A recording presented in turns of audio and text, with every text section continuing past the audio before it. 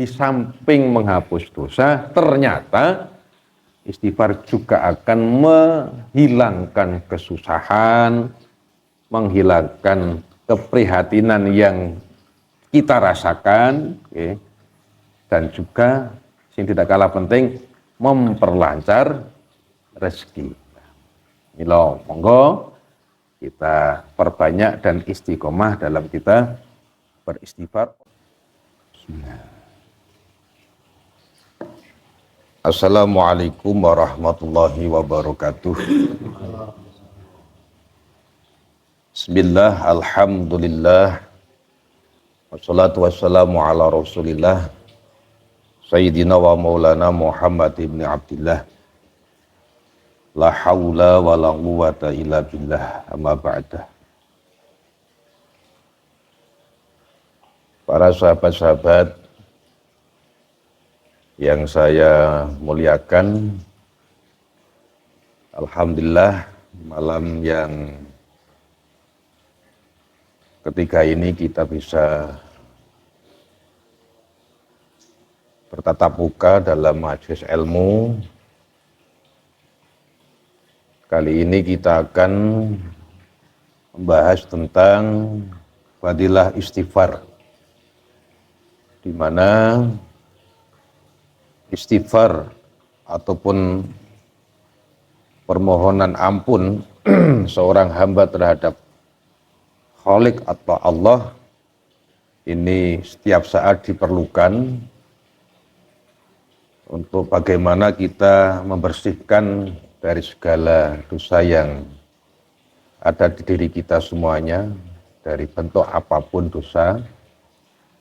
Nah, salah satu istighfar yang ampuh adalah ketika kita melakukan puasa di bulan Ramadan ini.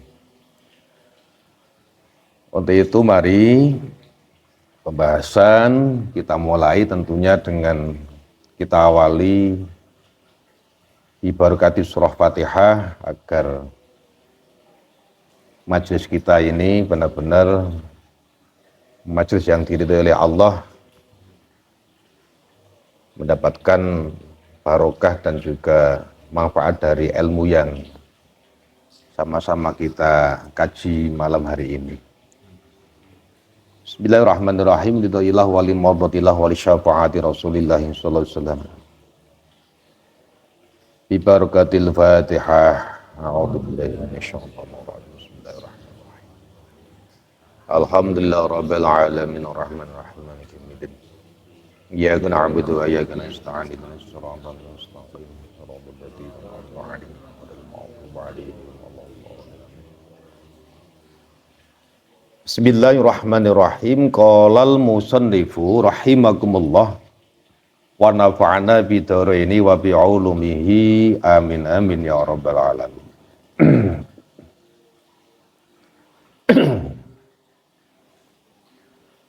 Al-babul ashiruna fi fadilatil istighfari, utawi bab kang kaping 10 iku fi fadilatil istighfari, ing dalem mertelaken fadilah istighfar. Qala Allah Ta'ala wastaghfirullah innallaha kana ghafurar rahima. Wastaghfirulan amriyo ngapura sira kabeh Allah ing Allah. Innallaha sak temene Allah iku kana ana sapa Allah iku ghafuron, zat kang akeh ngapurane, rahiman tur kang welas. Dasar istighfar adalah ayat yang barusan saya sampaikan, bahwa Allah memerintahkan istighfar ataupun meminta ampun terhadap Allah karena Allah adalah zat yang ghafuron, rahiman, banyak mengampuni hambanya dan juga yang rahiman, yang banyak memberikan rahmat ataupun kasih sayang terhadap makhluknya. Wa qala ta'ala lilladzina taqwa inna rabbahum jannatun tajri min tahtihal anharu khalidina fiha wa azwajum mutahharatun wa ridwanun minallah wallahu basirum bil ibadi alladzina yaquluna rabbana innana amanna faghfir lana dzunubana wa qina adzabannar.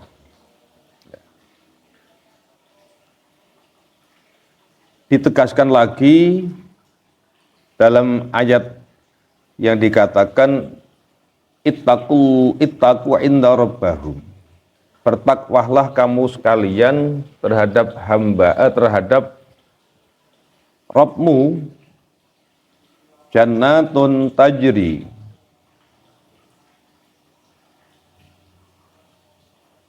jannatun kang utawi pira-pira suwarga iku tajri lumaku mintah tiha saking ngisor-ngisore jannah apa al anharu pira-pira bengawan khalidina padha langgeng sapa alladzina taqau fiha ing dalem jannah wa azwajun mutahharatun wa ridwanun minallah dan seterusnya. Di sini Allah menyampaikan satu iming-iming terhadap kita. Iming-imingin apa rupane nggih menika swarga. Yang digambarkan di dalamnya orang yang bertakwa nanti akan mendapatkan surga. Di mana di bawah surga ini nanti ada bengawan. Bengawan yang mengalir di bawahnya dan orang yang masuk surga akan kekal abadi di dalamnya. Syaratnya adalah lilladzina taqau, orang yang bertakwa, inilah yang nanti akan mendapatkan surga. Para sahabat yang saya muliakan, puasa ini adalah esensi terpenting dari kewajiban puasa adalah la'allakum tattaqun. Dalam ayat yang mewajibkan kita berpuasa kan jelas. Dikatakan ya ayyuhalladzina amanu kutiba alaikumusyamu kama kutiba alal ladzina min qablikum la'allakum tattaqun. Orang yang amanu, yang iman, yang diserukan adalah orang yang iman. Artinya berarti kan Islam. Orang Islam ini diwajibkan puasa.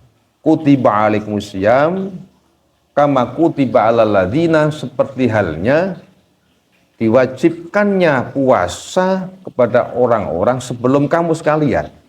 Artinya para nabi dan umat terdahulu sebelum nabi kita kanjeng Nabi Muhammad ini sudah ada kewajiban puasa. Jangan dikira poso niki ming umat kanjeng Nabi tok.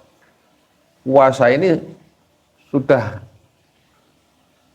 lebih dahulu dilakukan, diwajibkan bagi para nabi dan umatnya. Kama kutiba alal ladzina min qablikum, seperti diwajibkannya puasa terhadap para nabi dan umatnya sebelum kamu sekalian. Dengan harapan la'allakum tattaqun, agar kamu sekalian bertakwa. Artinya bertambah ketakwaannya. Ini yang terpenting. Maka para salafus sholih ini panjang lebar menerangkan tentang kemanfaatan daripada puasa. Salah satunya saya kutip, bahwa di dalam diri kita ini kan terdapat yang namanya nafsu. Al-amarah bisu, nafsu ini adalah mengajak kepada kejelekan. Nah, nafsu ini akan bisa lemah manakala diiringi dengan fisik yang juga lemah. Puasa ini adalah melemahkan fisik. Karena dengan kita puasa, fisik akan menurun, sehingga nafsu ini akan juga ikut menurun. Nah, ketika nafsu sudah menurun, maka kecenderungannya adalah dominan akal inilah yang akan nanti mengelola dari jiwa kita, mengelola dari fisik kita ini. Ketika akal pikiran yang cenderung memerintahkan hal-hal yang baik, mendekatkan diri kepada Allah, ini akan lebih dominan daripada nafsu yang al-amarah bisu, mengajak kepada kejelekan. Ini kepentingan daripada puasa. Sehingga akan mencapai ketakwaan akan lebih mudah ketika kita dalam posisi berpuasa. Ini kepentingannya. Dalam diri kita terdapat nafsu, terdapat akal pikiran, di mana nafsu dan akal pikiran hanya diberikan Allah terhadap manusia. Hewan hanya diberikan nafsu, malaikat hanya diberikan akal pikiran, nggak punya nafsu. Mula malaikat niku ora ana sing kepengin yo rabi apa ngasih wayuh barang ra kepengin. Rabi ra butuh. Duit ora butuh, malaikat kok. Hewan anane ming makan dan makan. Kepentingannya hanya nafsu makan. Nafsu birahi. Makanya hewan nggak punya malu karena nggak punya akal, hanya nafsu yang diberikan oleh Allah. Makanya cara ana wong ngarani panjang kowe wedhus tenan. Ya nggak salah. Ketika memang ada orang yang berperilaku seperti hewan kan, mengedepankan nafsunya, tidak ada rasa malu ketika melakukan kejelekan, kemaksiatan, sehingga dikandake wedhus, bahkan sikil papat kadang-kadang keluar.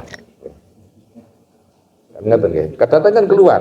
Nah, ketika memang orang yang berperilaku seperti hewan, ya nggak salah ketika kita katakan, oh wedhus panjang kok, dan seterusnya kan.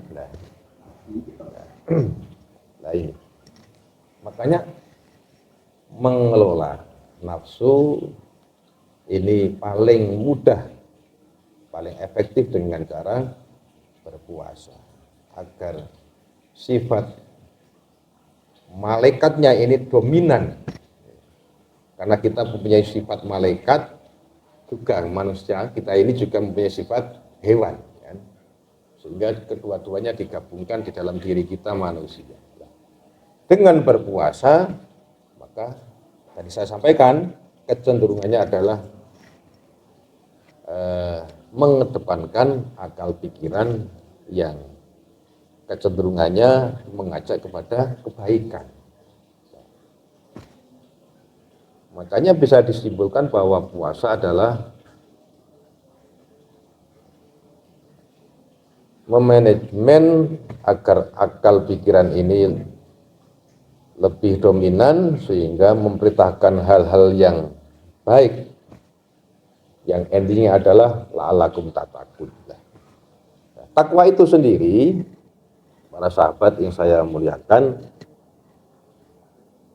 dari huruf ta, qaf, waw, takwa, dan diakhiri dengan alif layinah, takwa. Ta ini bermakna tawaduk, andap asor. Cara Jawane kan tepo sliro, andap, asor. Ini tawadhu.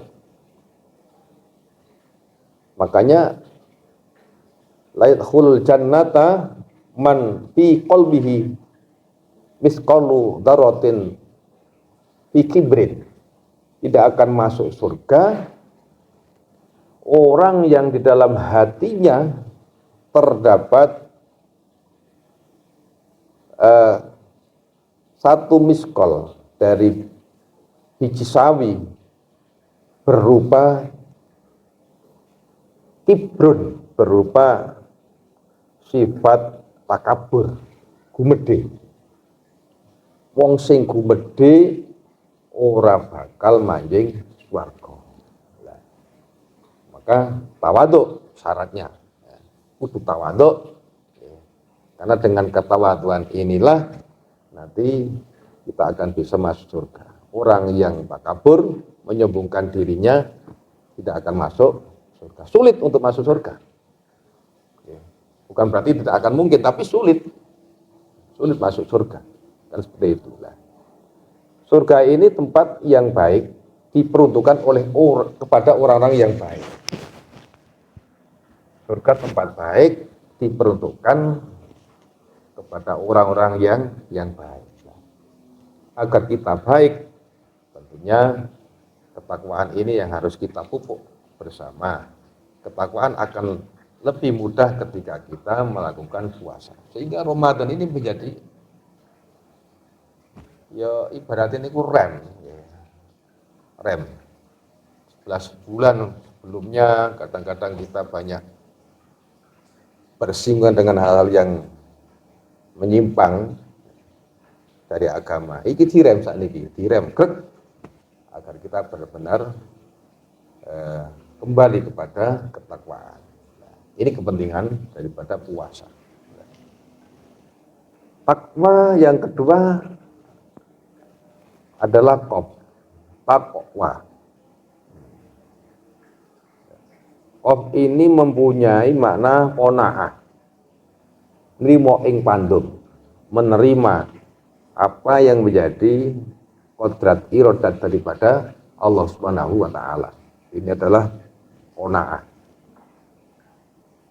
Maka al-qalilu minal mahbubi katsirun. Perkara yang sedikit dari orang yang dicintai terasa banyak. Sampeyan ngrasake mestine nggih. Dadi bojo tadi.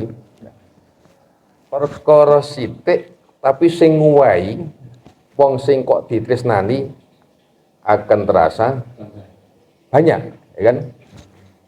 Terus sama nang Magelang misalnya nggih. Nah Magelang jalan-jalan alun-alun kepethuk karo orang yang sampeyan gandrungi misalnya nggih. Petuk sama siapalah artis misalnya. Hanya diberi permen satu. Mas sini sama dikasih satu permen. Bangga mboten kira-kira? Bangga karena yang memberikan orang yang digandrungi, ya kan? Pokoknya kok Pak Jokowi misalnya presiden ya kan. Petuk mandek karo sampean ngulungi dit 2.000. Bangga. 2.000 ini terasa banyak. Karena yang memberikan orang yang kita banggakan, kita cintai. Itu contoh. Tentunya kita akan lebih bangga terhadap Allah. Karena Allah inilah tujuan kita. Allah adalah mahbubun, zat yang kita cintai. Yang kita cintai. Maka ketika apapun pemberian Allah,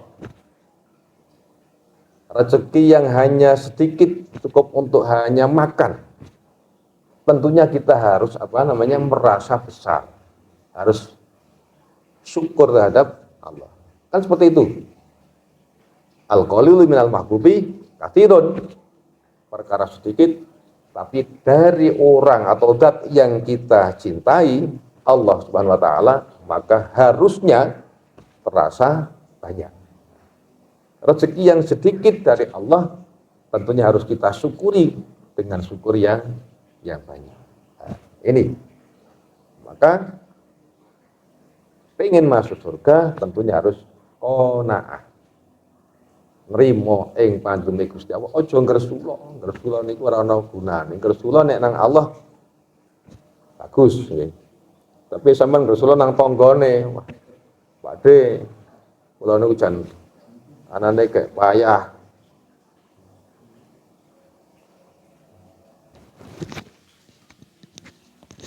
Anane kecuklang-kecuklong, gawean gege angel, ngangloh nang menungso senajan sedulur burung karuan sampeyan iki ditulungi. Apa do wae aku ya padha gek rekoso.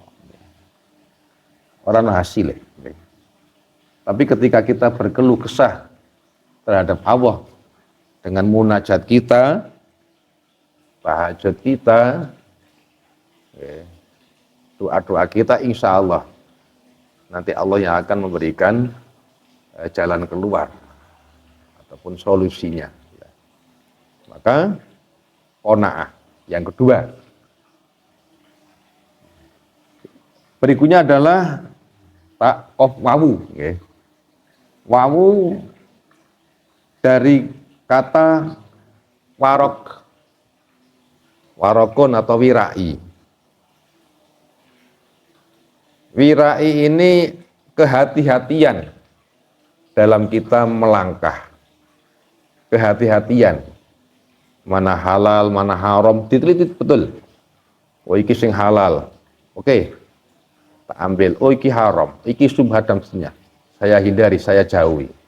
Ini yang dikatakan wirai. Bisa digambarkan seperti ini. Wirai ini iku kaya wong mlaku nang petengan, bengi-bengi peteng dalane lunyu. Nggih. Kadang ana sing jeblok, ana sing apa niki cegokan banyu. Kira-kira dhewe men amrih slamet tekan nggon iku sumrantal melayu apa ya alon-alon kira-kira. Jalan dengan hati-hati kan, diteliti endi sing ora lunyu, endi sing ana jeglongan, dihindari. Kita kan teliti, kita hati-hati melangkahnya. Timik-timik sing penting selamat tekan tempatnya. Inilah gambaran apa? Wirai. Hidup kita harus dengan wirai, artinya kita hati-hati mana yang hak, mana yang batil, mana yang halal, mana yang haram. Ini yang harus kita perhatikan bersama dalam langkah kita setiap harinya. Takwa, wow. Kemudian di belakangnya ada alif lajinah, alif bengkong. Bukan alif sebenarnya ya, takwa. Takoya dari kata madi takoya berarti ya. Yang sudah diganti alif. Ya ini berarti yakin. Al yakin. Keyakinan ini juga penting dalam modal kita beragama. Yakin ini kan tingkatannya macam-macam, banyak tingkatan. Keyakinan. Yakin ketika ada kabel ya, bahwa kabel ini ada aliran listriknya. Sampeyan karo wong misalnya ini ono kabel sampeyan tak wesa sak yuto 1 juta, tapi syaratnya kabel dimut misalnya. Kira-kira gelem mboten iki? Ono duit wis cetha.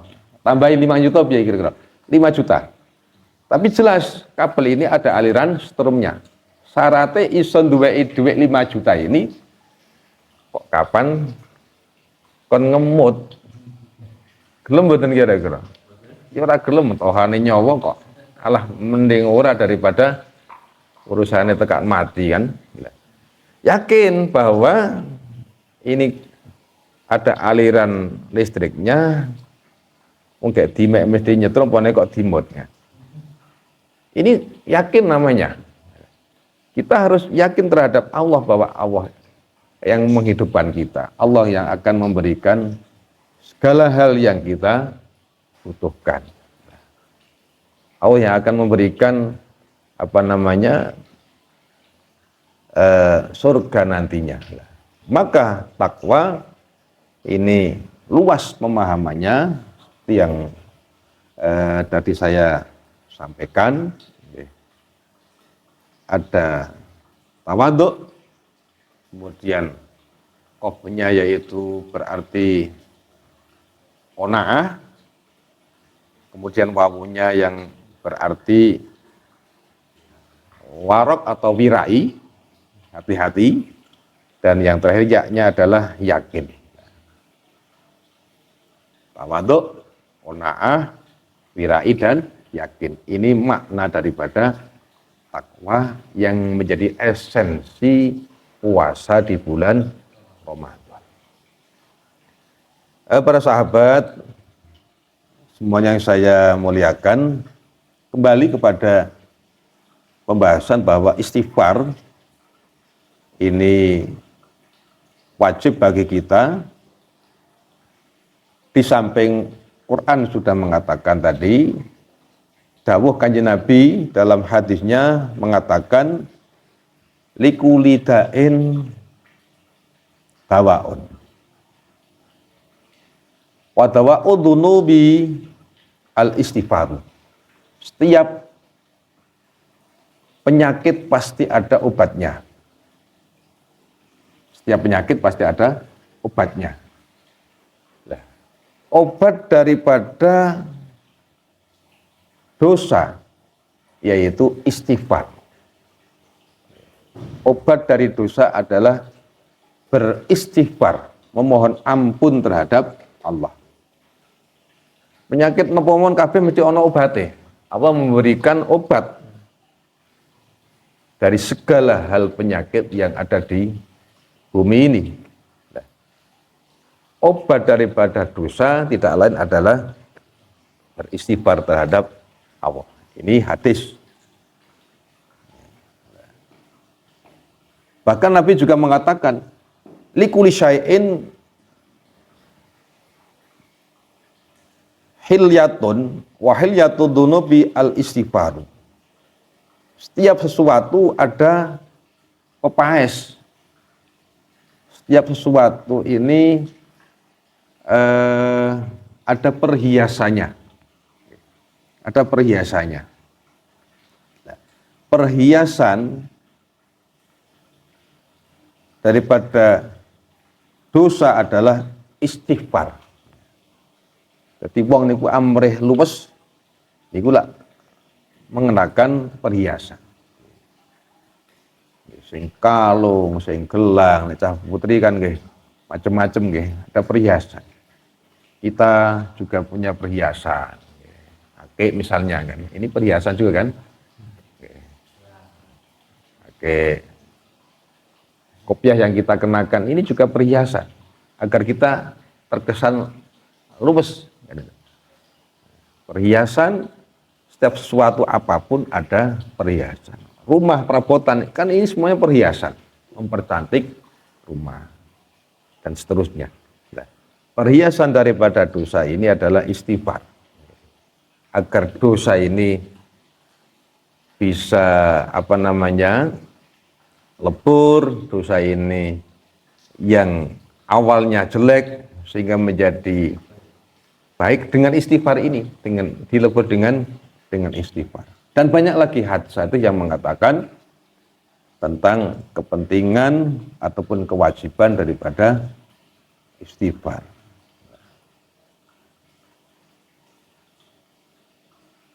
Maka idza kasura ala ahadikum ad-dzunub wal yadlub al-maghfirata bil istighfar.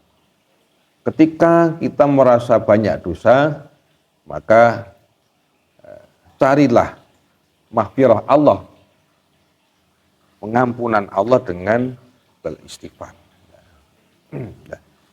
Istighfar ketika kita mengikuti Kanjeng Nabi. Nabi itu adalah maksum, orang yang terjaga dari dosa. Itu pun Nabi setiap saat, setiap hari beristighfar. Tidak kurang dari 70 kali Nabi beristighfar tiap harinya. Padahal tidak punya dosa.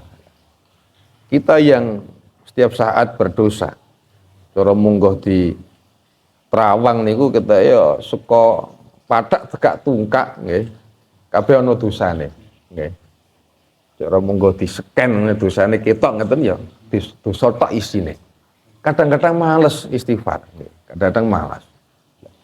Nabi jelas mengajarkan bahwa Nabi itu tidak membutuhkan sebenarnya, tapi memberikan uswah, tulodo bagi umatnya, bagi kita semuanya ini untuk setiap saat, setiap harinya beristighfar, kan seperti itu. Memberikan uswah, karena Nabi jelas-jelas sudah maksum, terjaga dari dosa. Kenapa Nabi beristighfar? Ya, tidak lain karena untuk memberikan contoh, uswah bagi kita sebagai umatnya.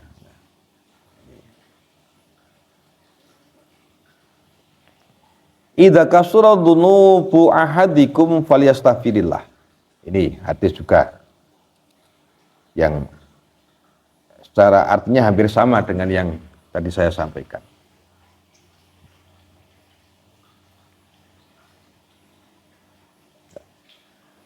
Nah, seperti apa istighfar yang paling mudah dan diajarkan Nabi ini minimal dengan lafaz astaghfirullahaladzim. Astaghfirullahaladzim. Kalau dalam doa Nabi ini panjang ya. Ada yang dengan doanya Allahumma firli khotiati, do Gusti ngapunten dosa kula, keluputan kula, wajahli kebodohan kula, wa israfi ngliwatine batas kula fi amri dalam perkara kula, wa anta alamu bihi minni, boten enten ingkang langkung prisa kejawi panjenengan. Dan banyak redaksi-redaksi istighfar yang lain.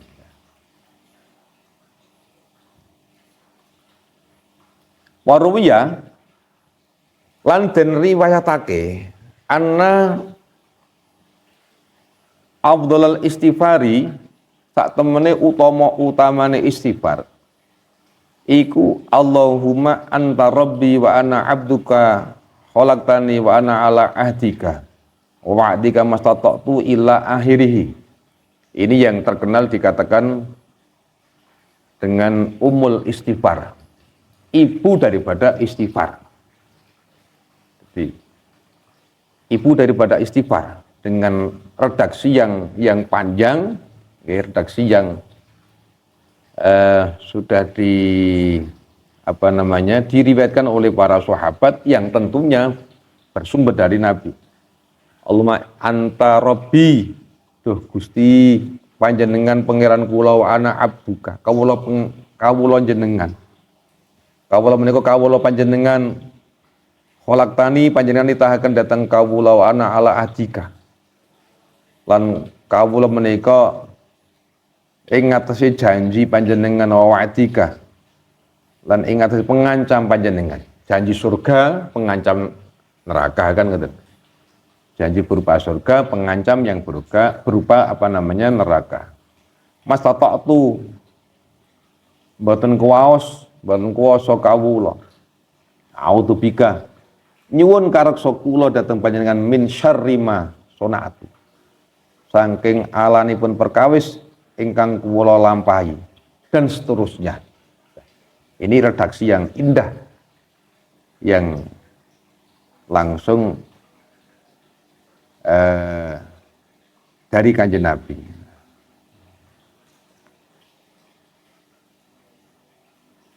Waqala Nabi sallallahu alaihi wasallam kasratul istighfari tajlibu rizki.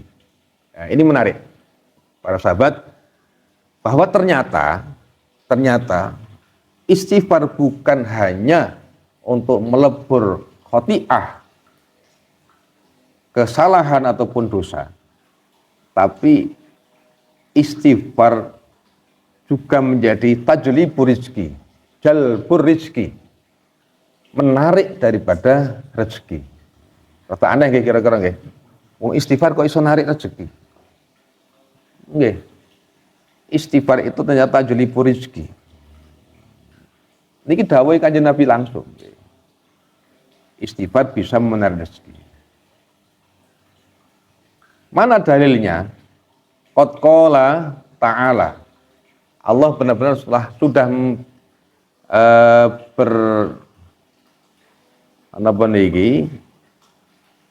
ngendikan dalam Qur'annya, istaghfiru rabbakum innahu kana ghaffara yursilis sama alaikum midrara wa yumditkum bi amwali wa banina waj'al lakum jannatin waj'al lakum anhara. Ini Quran. Istaghfiru amriyo ngapura sira kabeh rabbakum ing pangeran sira kabeh. Innahu satemene Allah iku kana ana sapa Allah iku ghaffaron, dat kang akeh ngapurane. Yursilis sama alaikum mitrara, yursil ngutus ngutus sapa Allah as-sama ing banyu udan alaikum ing ngatasi sira kabeh midraron kelawan deres wayumdidukum lan Allah uga wis paring marang sira kabeh bi amwalin kanthi pira-pira bondo wabaninin lan pira-pira anak. Waj'al Allah ndadekaken laku marang sira kabeh jannatin ing pira-pira swarga. Waj'al lan Allah ndadekaken laku marang sira kabeh anharon ing pira-pira bengawan. Nah, ini Quran yang menjelaskan bahwa ketika kita beristighfar, maka Allah zat yang banyak mengampuni dosa kita. Allah akan mengutus menurunkan hujan dari langit untuk kita sekalian. Dengan hujan, dengan air, ini adalah rezeki. Sumber rezeki niku air, sumber rezeki. Ono banyu niku selesai. Apane kok petani orang banyu wis sangat-sangat membutuhkan. Jadi dikatakan hidup itu ketika ada air. Nah, makanya yursil sama alaikum mitrara wa yudutkum bi amwalin wa banina. Allah juga memberikan harta benda, juga anak turun. Ini Allah yang menjanjikan. Wai harta benda, wai anak turun, mengko endinge waj'al lakum jannatin. Wai kabeh tak wai swarga-swarga. Waj'al lakum anhara. Wai tak dadekno nang swarga mau anharon, bengawan-bengawan sing milih. Ini ditafsiri oleh sahabat Anas bin Malik oleh Nabi, yang diriwayatkan oleh sahabat Anas bin Malik dalam hadisnya adalah idza sholaitumus subha fakthiru minal istighfar. Ketika kamu sekalian sholat subuh, maka perbanyaklah istighfar. Intinya dalam setiap ba'da sholat kita beristighfar, tapi lebih utamanya diperbanyaklah istighfar ketika setelah sholat subuh. Karena waktu subuh ini adalah waktu yang mustajabah, waktu di mana pergantian shift malaikat malam dan malaikat siang pagi. Secara di logika kan ngeten. Malaikat ini kan ditugaskan untuk memberikan rahmat kepada manusia. Sapa wong sing baik diberikan rahmat. Nah, ketika subuh ini malaikat yang jatah malam belum naik ke atas, tapi malaikat yang sip pagi sudah turun dari langit. Sehingga tempuan, bahasanya apa? Berkumpulnya beberapa malaikat dari sip malam dan sip pagi, sehingga banyak malaikat yang ada di bumi ini untuk mendoakan, memberikan rahmat. Nah, ini waktu subuh, makanya waktu subuh waktu yang eman-eman ketika kita sia-siakan. Karena kumpulnya malaikat lebih banyak daripada waktu yang lain. Sehingga kita, Nabi jelas memberikan sabdanya untuk beristighfar diperbanyak lebih-lebih di waktu napa? Subuh. Ini alasannya. Faman aksara minhu ja'alallahu lahu min kulli hammin wa hammin farajan. Orang yang banyak istighfarnya, maka Allah akan menjadikan baginya setiap kesusahan, keprihatinan, farajan, jalan keluar. Wa yarzuqhu min haitsu la yahtasib. Dan Allah akan memberikan rezeki dari jalan di mana tidak bisa diperkirakan. Haitsu la yahtasib. Rezeki sekondi papane, sekondi dalane sing ora iso disangka. Iki istilahnya rezeki min haitsu la yahtasib. Dhewe ra kerja tapi oleh rezeki. Mbah kadang ana tamu, nggih, makliwer, bali-bali ngamplopi misalnya. Min haitsu la yahtasib. Ora nyangka. Ana wong mampir gawakake, nggih. Iki kok senengane sampeyan buah misalnya. Kan rezeki. Dhewe ra ngira ora titip ra apa kok. Ujug-ujug gawakake. Ora mangkat keduren, ujug-ujug ana berkat. Kan juga rezeki namanya. Makanya ketika kita istiqomah, lah rezeki akan menghampiri kita. Karena rezeki niku nggih ana sing wahbi, ana sing kasbi. Ana sing harus dicari dengan kita kerja, ana sing wahbi. Ya sing langsung saka Allah. Tapi yang penting kapan dhewe niku istiqomah, ajeg yang insya Allah timeriku niku lah dalan rezekine. Mula cara kapan dudang pegenduren niku ya jagonge anteng ajeg aja pindah-pindah. Men oleh berkat. Kan ya wong tuan rumah lah yang mesti mikirake to nggih. Aja pindah-pindah. Nek pindah iso-iso engko ora nyangking, konyone nyangking ora nyangking. Rumangsane mau koyone wis oleh kok. Makanya anteng men kehitung men keduman. Tapi nek pindah urung oleh wis pindah rene ya dikira malah wis oleh. Sebab Bali ora nyangking arek nembung ya ewuh wisan kan. Wong sak berkat kok.